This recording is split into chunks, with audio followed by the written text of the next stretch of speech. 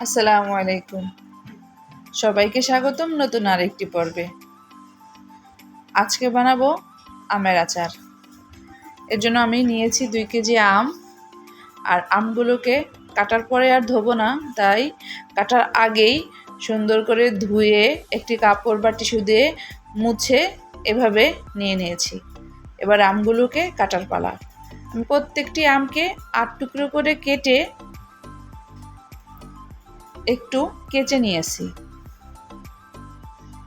আর এভাবেই আমগুলোকে আমি রোদ্রে দিয়ে দেব। আমি পুরো একদিন রোদ্রে দিয়েছিলাম। সকালে দিয়েছি আমগুলোকে কেটে রোদ্রে, আর বিকালবেলা আমি আচারটা বানিয়ে নিয়েছি।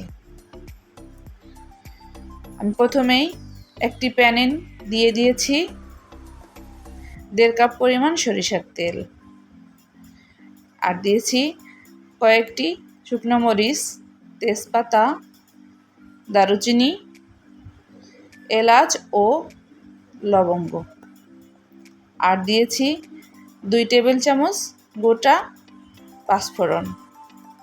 এখন এই শুকনো মশলাগুলোকে একটু ভেজে নেব।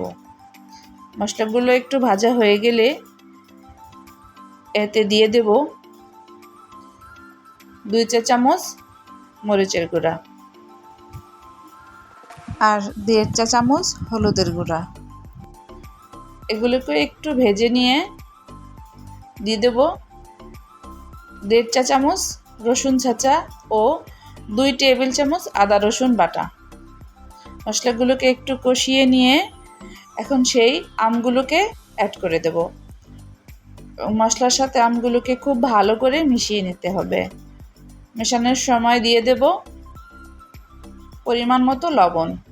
লবণটাকেও খুব ভালো করে মিশিয়ে এবার দিয়ে দেব 1 কাপ চিনি।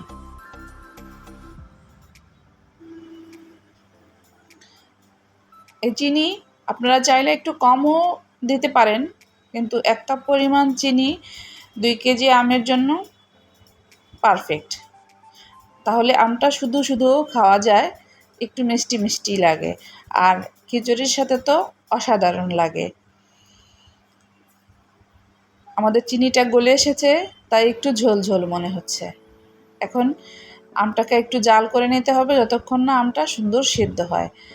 আর দিয়ে দিচ্ছি 1.5 চা চামচ পাঁচফোড়ন গুঁড়ো। আর এই পাঁচফোড়নটা মিশিয়ে নিলেই আমাদের আচারটা রেডি। এবার আচারটাকে নামিয়ে ঠান্ডা করে একটি কাচের জারে ভরে রেখে দিলেই এটা থাকবে 1 বছরের মতো। বেশি একটা রোদ দেওয়ারও প্রয়োজন হবে না। আশা করছি আজকের আচারের রেসিপি আপনাদের ভালো লেগেছে। সবাই অনেক বেশি ভালো থাকবেন। আসসালামু আলাইকুম।